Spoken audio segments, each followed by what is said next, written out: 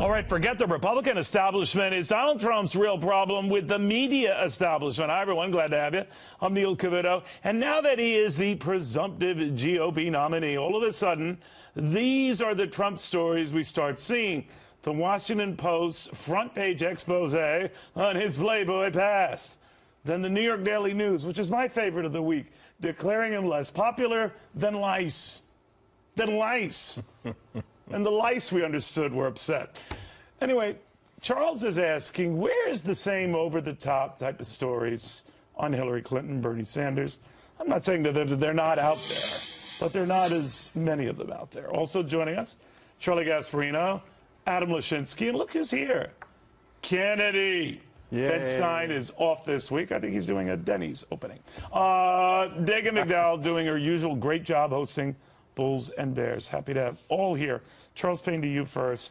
I don't mind when you look into these personal details. Okay, if you're going to hire a 25-person team at the Washington Post to dig into Donald Trump, have at it. I just didn't remember hearing the same zeal with Senator Barack Obama or seeing it to quite the same enthusiasm with Hillary Clinton. That doesn't mean I'm not seeing it, just not to the same degree. Well, to a large degree, the mainstream media hasn't changed its spots. I mean, they were over the top excited in 2008, particularly for President Obama, or then candidate Obama. And as far as the Washington Post hiring 20 people to investigate Donald Trump, what I found more interesting is the fact that their decision not to do the same with Hillary Clinton, that we already know who she is, and almost every single day, another bombshell. We just discovered, right, Kenny, this week we just discovered through the Clinton Initiative a lot of the money from key donors, key pals. That's absolutely right. I mean, what do we think the Clinton Initiative was for? This is a major pay-for-play service. It's like pay-per-view in the 80s when boxing was exciting and so illegitimate. But, Adam, I'm looking at that, and I know you look at this and say, well, Donald Trump is the new candidate. We don't know a lot about him. All true, all fair, all right.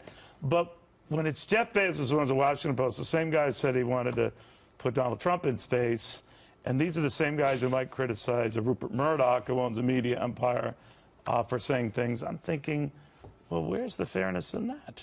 What say you? Well, I think it's totally fair to put all sorts of resources against the man who's going to be the nominee of one of the major parties. And I think the point that we made earlier is more so than anyone else. Because, yes, because he's never held public office. And, by the way, the latest news on Hillary Clinton came out because the mainstream media reported it and has been reporting extremely aggressively on her. But the fact is, she was elected to the Senate. And who reported it in the mainstream media? I don't know. I thought it was in the New York Times, Neil, but maybe I'm wrong about that. We'll have a quiz after the show. All right. I'm looking at this, Charlie Gasparino, and I'm saying, have at it if you want to go delve into the personalized account. Sometimes that can be very instructive. A lot of people who don't know a lot about a person, they do read a lot into what they're personally like. And I'm looking at this, and I'm saying, Donald Trump, you kept amazing company. But I'm looking at this, I'm wondering, where's the fair part of this? What do you think? Yeah, I mean, as someone who used to delve into people's private lives myself, that was part of my job back in the day. I will say this. Listen, I don't think we can sit here and say that there hasn't been the full-on treatment on the Clintons. I mean, the reason why we know about the Clinton Foundation is because of some very good reporting in the New York Times. Yes, the Wall Street Journal has done a story recently about more of the sleazy stuff. The New York Post. Yeah, but the New York Times does it too. I mean, they've been all over this Clinton stuff. What I'm saying is this. Here's where it gets really. The New York Post did what? What story did the New York?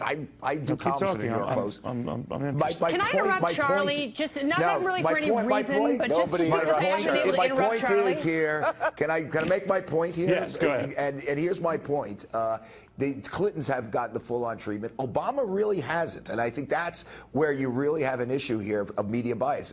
President Obama, hung around with a guy named Tony Resco with a very bad record, hung around with Reverend Wright, who was insane, and we never saw that every day. That was the comparison I was trying to make. If you're making here's a new entity, someone who just burst on the public stage, you don't know much about him, and you could argue that with Donald Trump, at least in this sphere, while people think they know him running for president. Yeah, I could see that.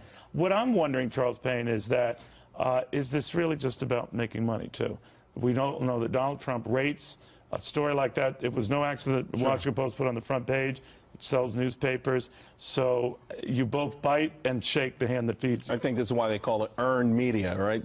You know, running with Trump in the media these days doesn't hurt. But back to the central topic. This is something that's been going on for a long time. Ronald Reagan went through the ringer with the mainstream media, whether it was his age, whether it was his Hollywood background, you know, falling asleep and pushing a nuclear bomb. But it's gotten a little bit more vicious with Donald Trump. You know, the New York Daily News with covers of Ku Klux Klansmen, things like that. Incredible. That's not betting a candidate. That's trying to bury a candidate. And those are two different journalistic things. No, but you're okay. Yeah, absolutely, no. absolutely. Chuckles, my turn, baby, my turn. All right, time to shine for the kid right here. I want my MTV. Yes. I want Charlie. my MTV. It wasn't funny 2 weeks ago. It's not funny now, honey.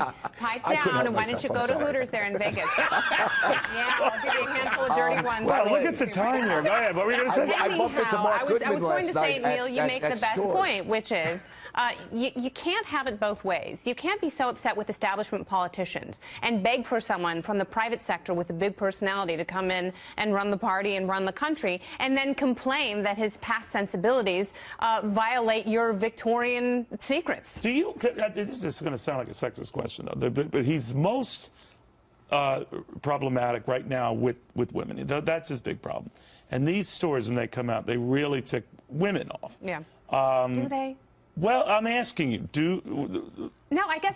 do you, when you hear the comments and the allegations, I think do you none say, of all it right? is surprising. And for Bob Woodward to say that Donald Trump hasn't been vetted, he's been a public personality for decades.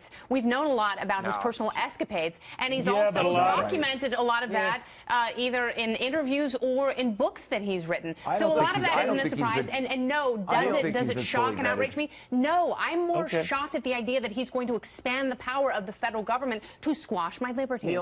Neil, he hasn't been. I don't think he's been fully vetted. I mean, I'll be honest with you. From the financial side, we don't. Well, you're right about that.